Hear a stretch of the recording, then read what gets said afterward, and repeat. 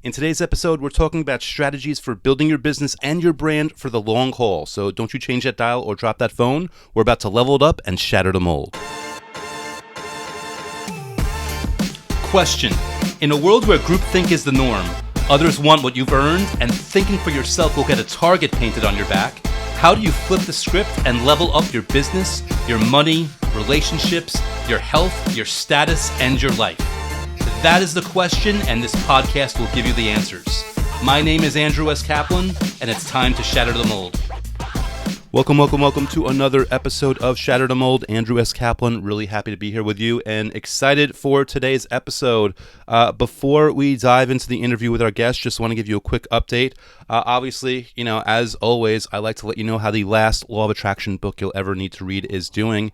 And reviews keep coming in that are wonderful. I couldn't be happier. But also on top of that, the YouTube channel in support of that, youtube.com/Andrew Cap with a K, of course.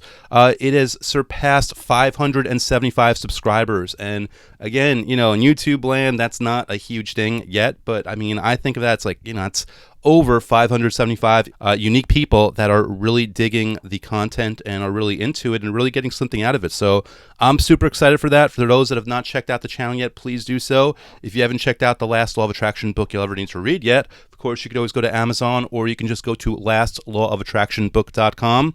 And that's really all I got today in terms of updates for the business.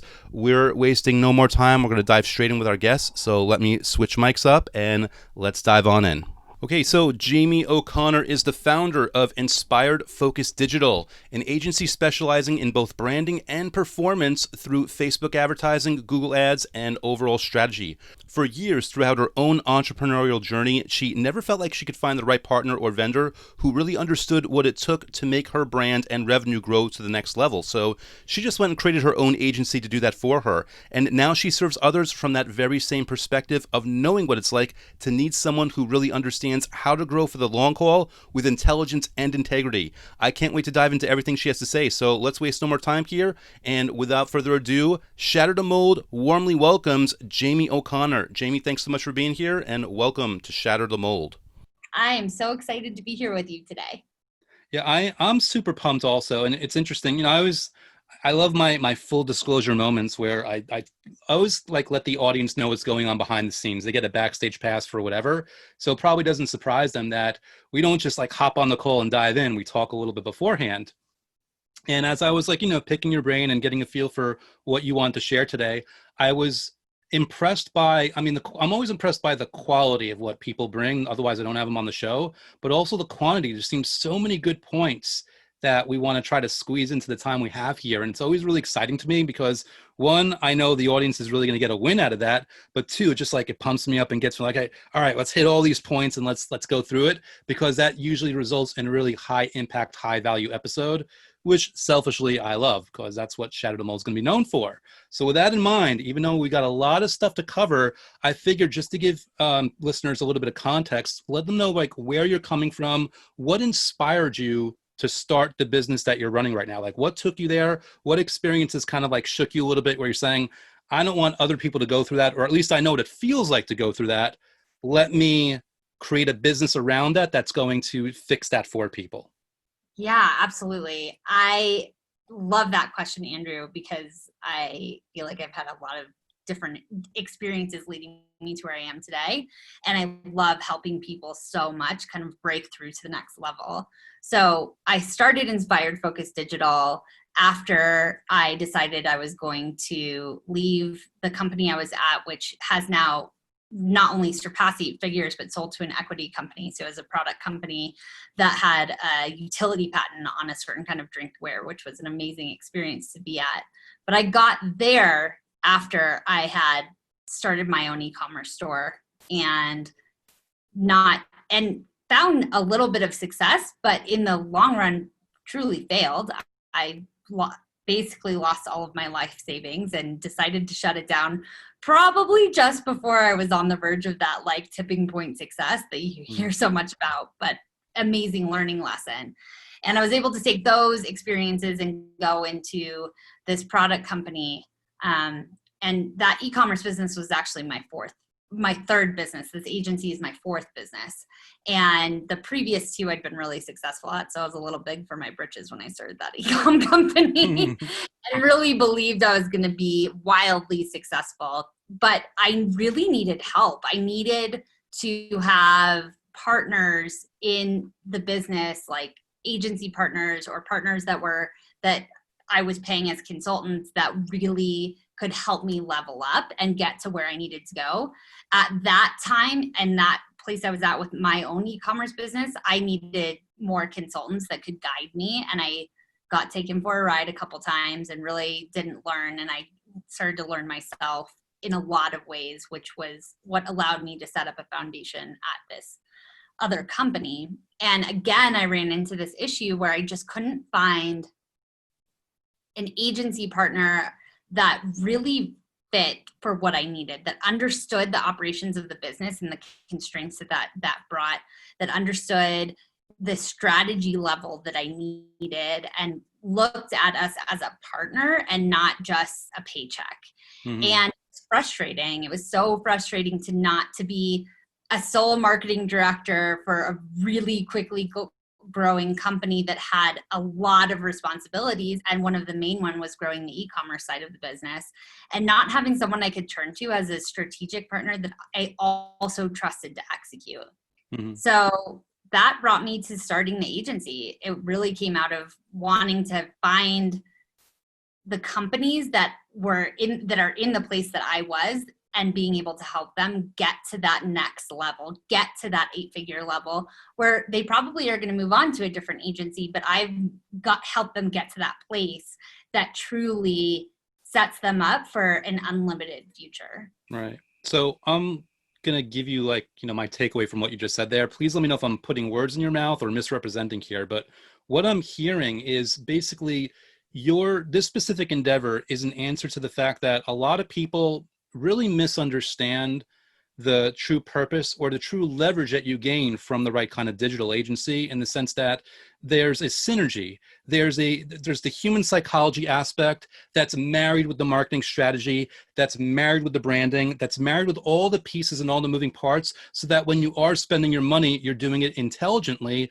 but you're also doing it in a way where there's a cohesion of everything else. In other words, when you're talking about being a partner, you're talking about understanding that there really is a huge operational, weight to helping a business run.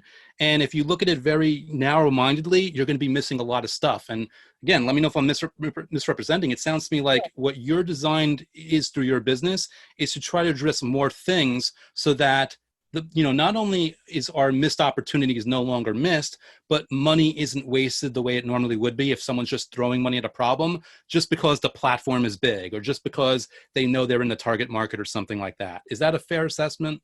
Yeah, absolutely. And I think I would take it even just slightly a step further because we really concentrate on product brands for the most part. That could be digital products, but largely it's physical products. And what I experience and what I've seen a lot and what I hear from my clients is that so many of their marketing partners don't recognize the pieces of the business that have nothing to do with marketing, with the cost of goods sold and the operational constraints that exist around that.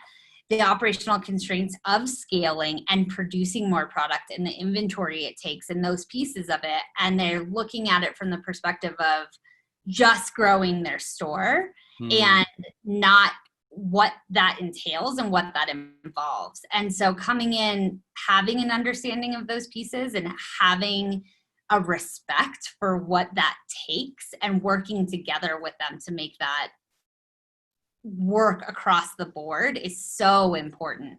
So it takes all of those marketing pieces holistically that you talked about. And then it also takes this next level deeper of understanding the business as a whole and what it takes to run the business.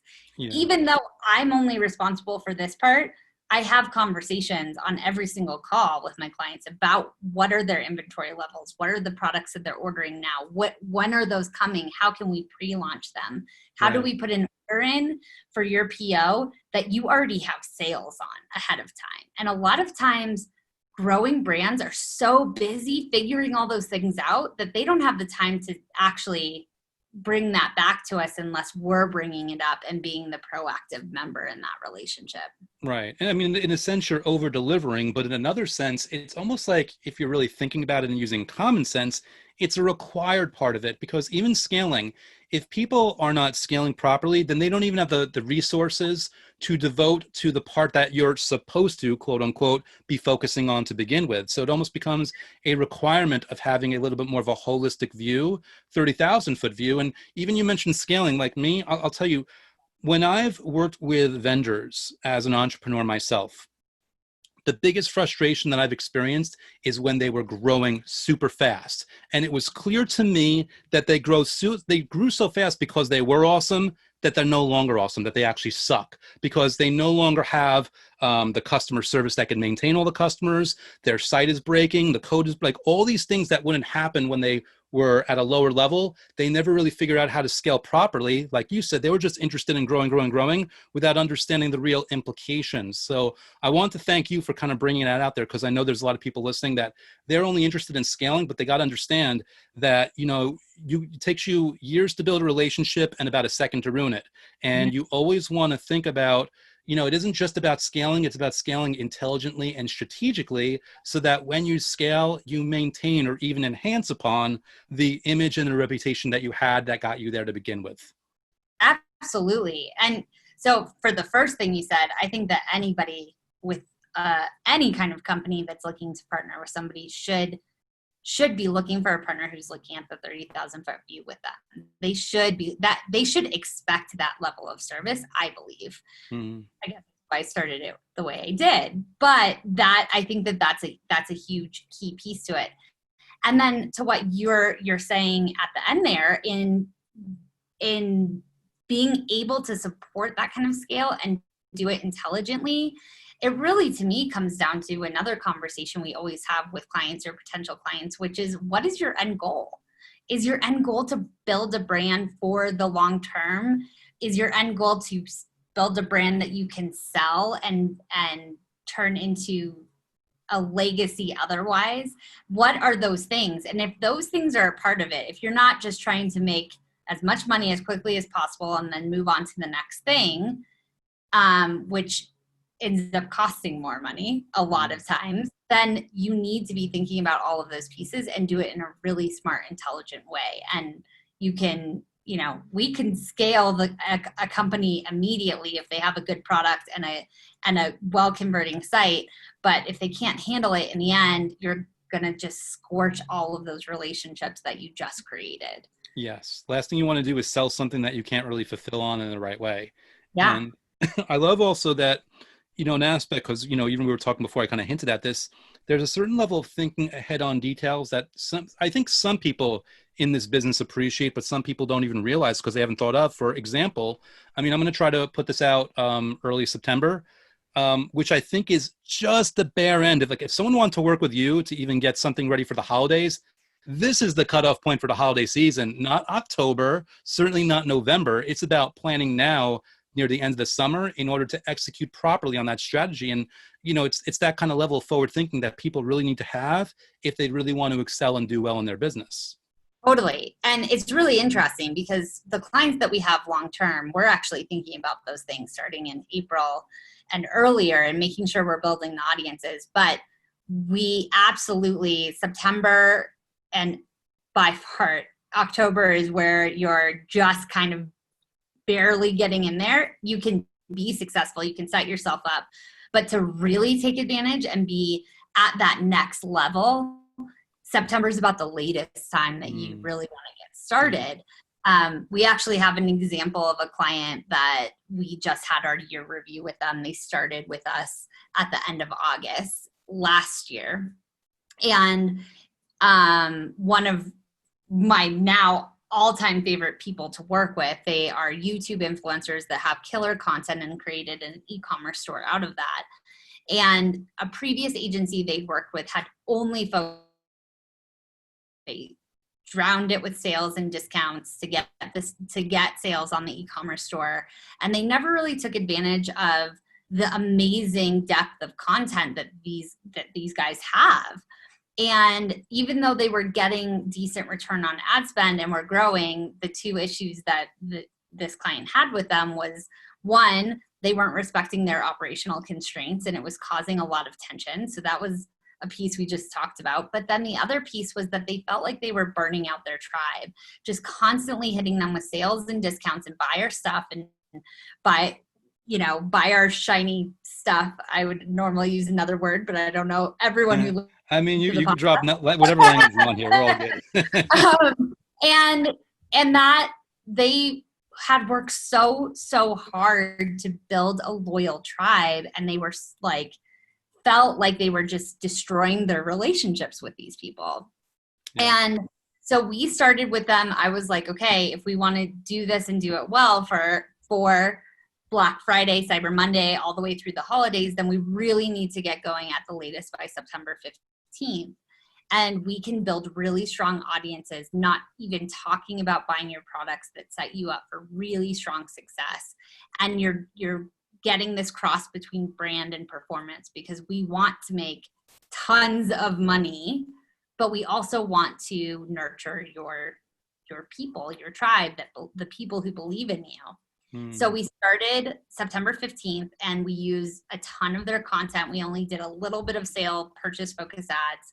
And then we got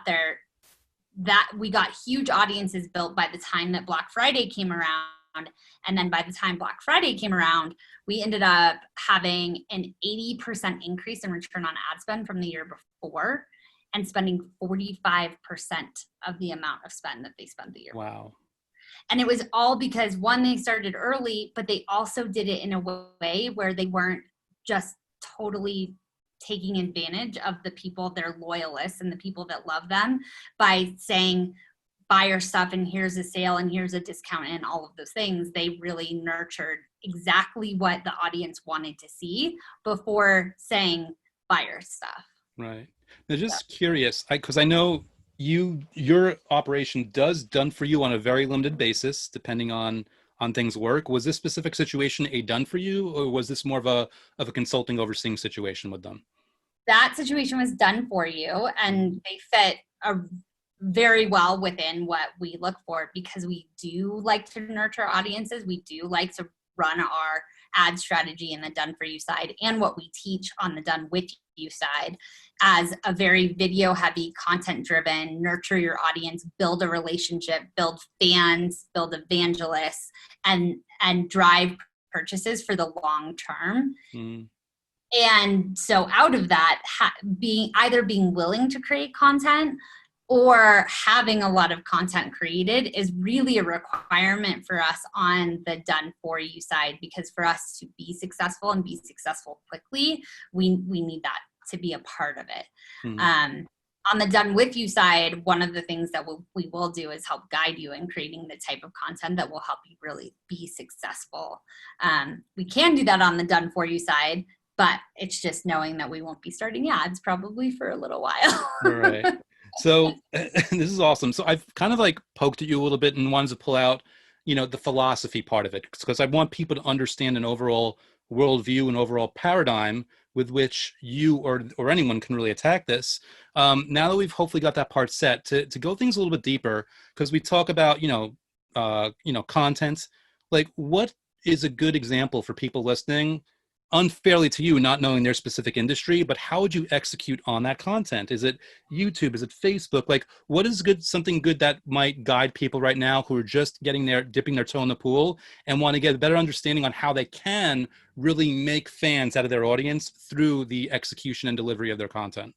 Totally. So there's several ways that you can go about this. I personally really like a lot of there's 3 people I follow actually that I will highly recommend anyone follow, and I'll give you a little bit of what they recommend to create really good content that you can then use in paid advertising that will make the world of difference. So Molly Mahoney, who focuses on our organic live, she just is brilliant and has a really strong methodology that is focused on both building your audience, but making sales. And that's the piece that so many people miss when they're creating content, is they often don't make the ask, and they wonder why they're not getting anything out of the content that they're creating. And that's a core piece. And I love the way Molly teaches that. She's one of the people we often recommend people go to if they want guidance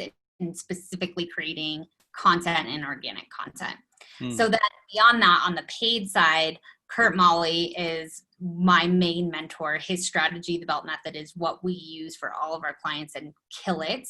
And so he talks a lot about different ways to create content specifically for paid ads. So if you're looking to do it yourself, I'll have a link on the page that I'll provide for you guys at inspiredfocusdigital.com/attraction. That'll also have a whole entire list of ways to create content. But so if you're looking for actual guidance through that's where I would want to go for you, because he is just like brilliant in talking about how to do ads and sell well. And so one of the things he talks about that fits with what Molly talks about as well is digging into the FAQs. So what are the frequently asked questions that your existing customers are always asking you, and create a piece of content for every single one of those, walking people through it. So then you have 10, maybe 20 pieces of content that you can talk about and help people understand the things that they're already thinking in their head when they're seeing your product, or they're thinking about buying their product. The next one is the 10 questions or so that people should be asking, that are going to speak to those benefits and the things that actually are going to make a difference in your life. So those potentially 20 pieces of content can take you so far. You could probably do that one time and be set for 6 months.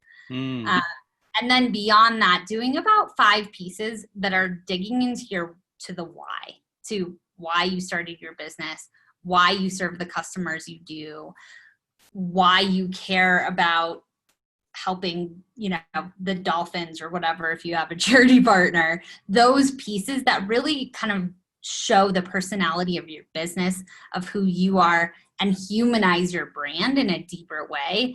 They are amazing pieces that add color to your advertising or to your organic content in a way that really makes a difference. Wow.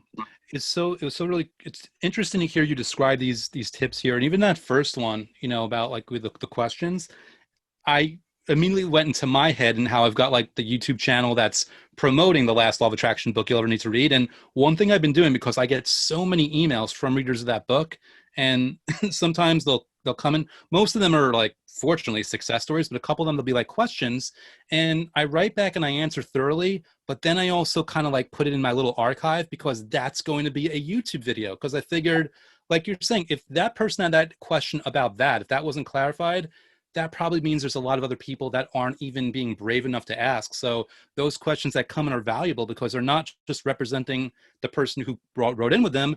They're representing the silent majority that never even thought they can get the answer, and never even bothered, but would have loved it if you do bother to answer it for them.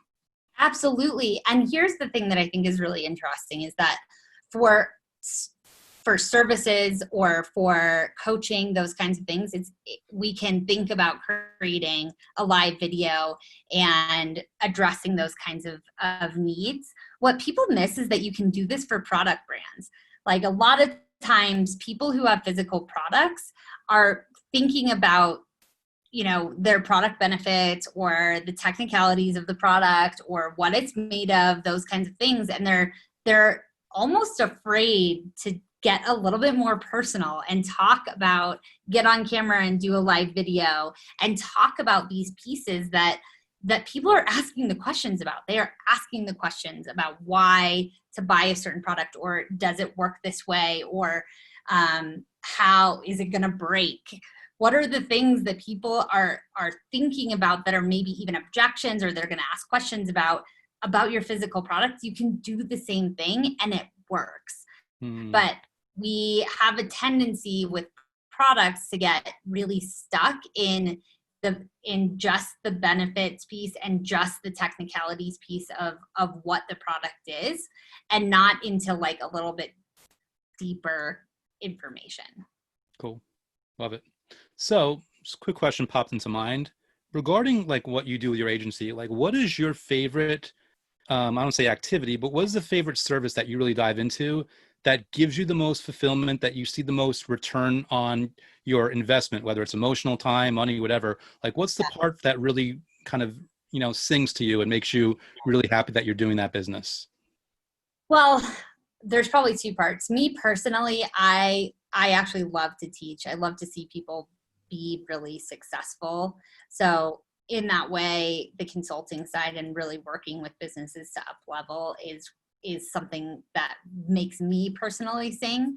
But looking at the business as a whole and what we do for clients, the way that we see brand growth by creating not just return on ad spend, but a halo effect of overall growth and trust of the brand through Facebook ads is so rewarding, because you actually see lives change when revenue grows. So, I think I get to see that when I consult, but I also get to see it when we just see the results and we see the growth that people experience by being a little bit open-minded and doing things a little bit differently. And that has made all the difference for me, especially in the last year that we have focused on a strategy that really incorporates both brand and performance in a way that does create that halo effect, that does create long-term brand evangelists, that creates something that you can actually create kind of a legacy from and not just be focused on making sales today. Cool. So based on your experience, on what you've seen, how you advise people, what is the most frequent and highest impact advice or fix that you end up having to give your clients that they normally don't even spot as wrong? Like, what's the thing that most people don't even realize is broken, that listeners right now might not realize is broken in their business, that if they looked at, maybe it'll fix things for them right away?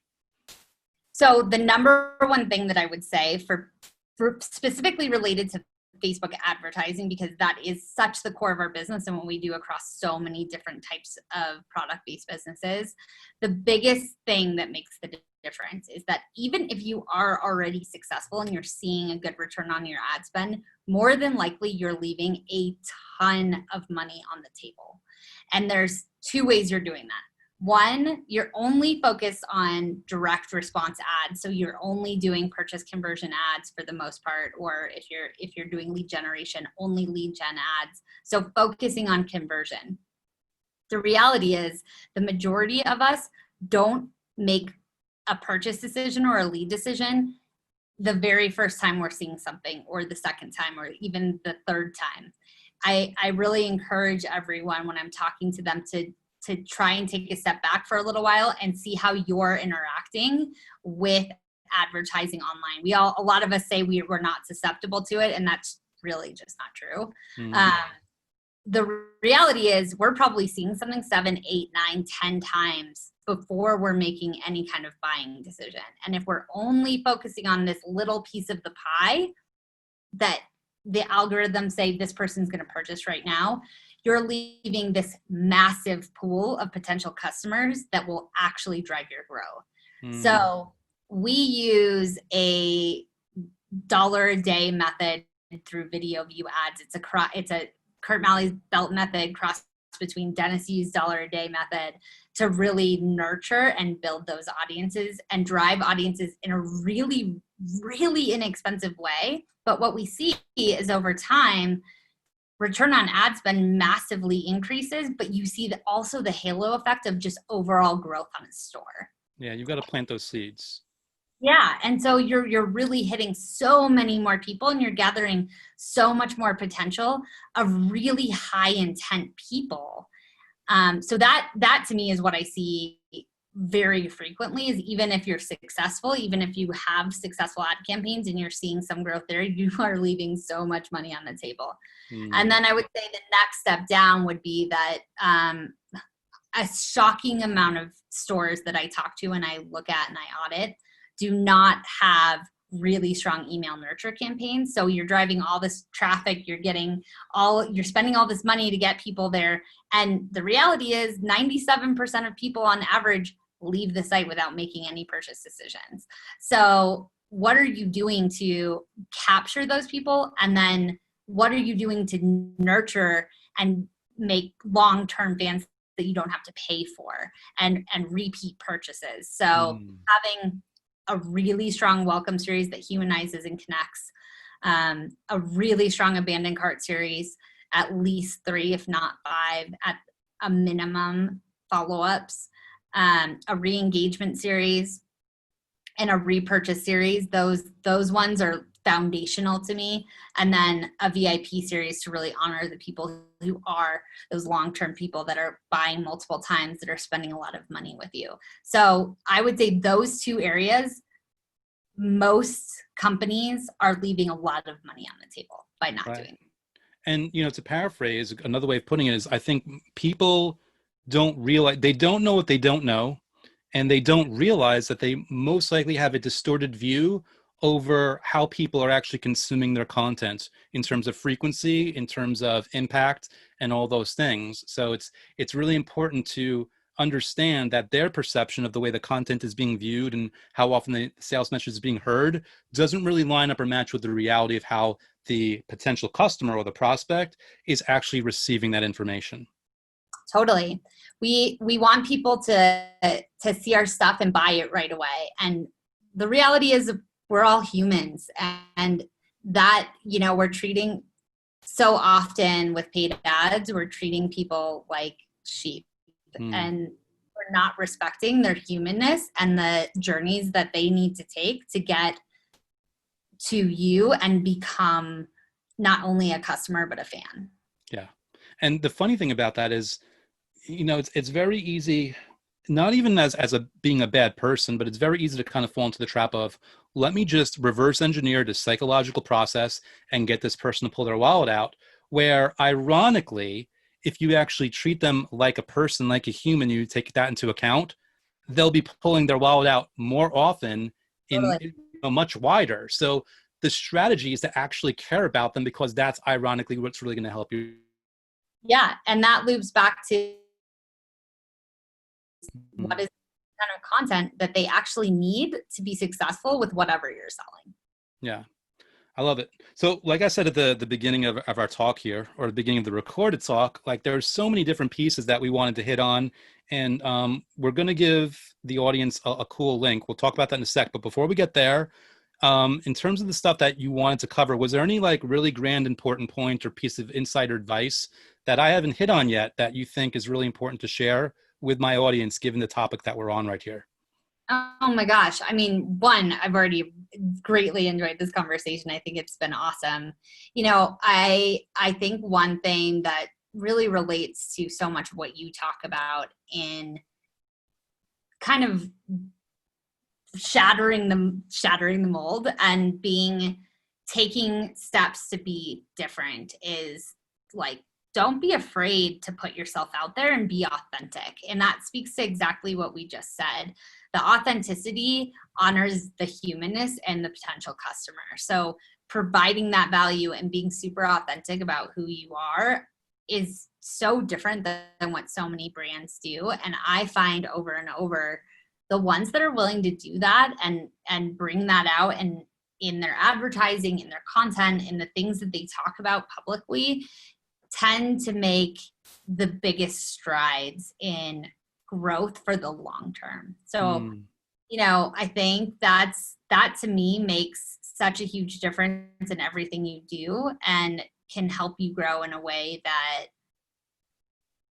otherwise is really hard. For me personally, I think I learned that by failing, by losing my life savings from previous companies, and then trying to see how I can connect on a deeper level, and taking that to other companies I worked for, and now other companies I'm serving. So that would probably be one of the biggest things that I think is important to touch on, and feeds to all of those other pieces in some way or another. Cool. Well, in the spirit of integrity, and in the spirit of, value giving, getting back to it, I understand you've got a cool link that's going to give value to the audience. If you could tell me what that is, please, and what they have to look forward to when they go to it. Yeah, so inspiredfocusdigital.com/attraction. And that is going to be specifically for your listeners. And what I have in there is an outline of those types of pieces of content that you can create and use that will then really be able to be used for touching all of those other people that you're not talking to in ways that will make them fans and evangelists of your brand.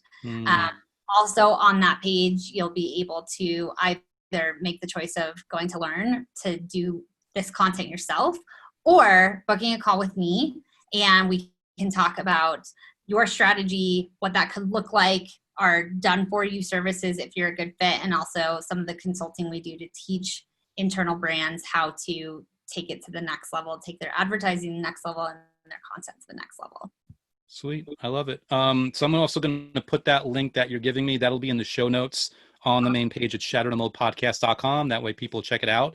Thank you in advance for doing that. I mean, just for people listening, I try really hard to vet my guests, and I try really hard to only bring experts that have a really, a high pedigree in terms of their level of insight and their level of expertise. And I know that you, Jaime, are one of those people. So I know that we're going to be sending the audience something like really cool at that link. So thank you for that. And, I guess the last thing I'll ask you as we close things out, because again, we talked about advice for people from a business perspective. And you've also, all of us, we've had bumps and bruises in our own life. If you can go back in time to the Jaime from 10, 15, 20 years ago, what's the number one piece of advice you would give her to help her navigate the waters ahead to this point now?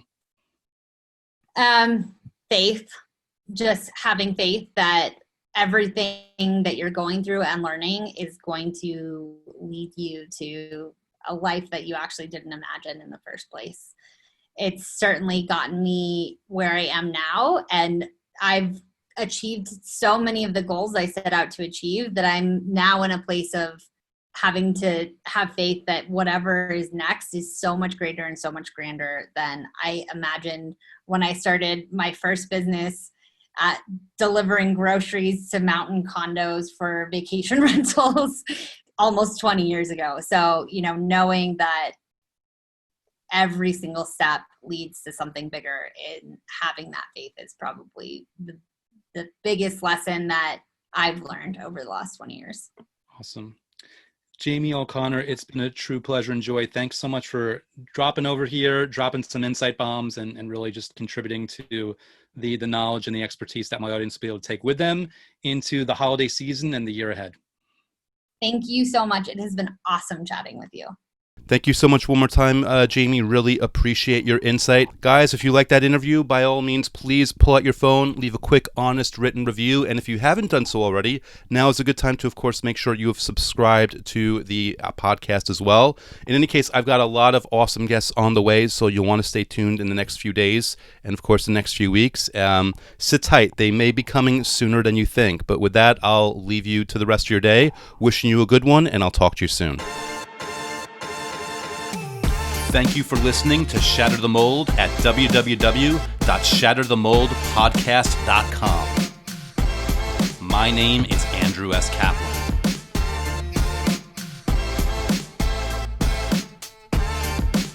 My name is Andrew S. Kaplan, and it's time to shatter the mold.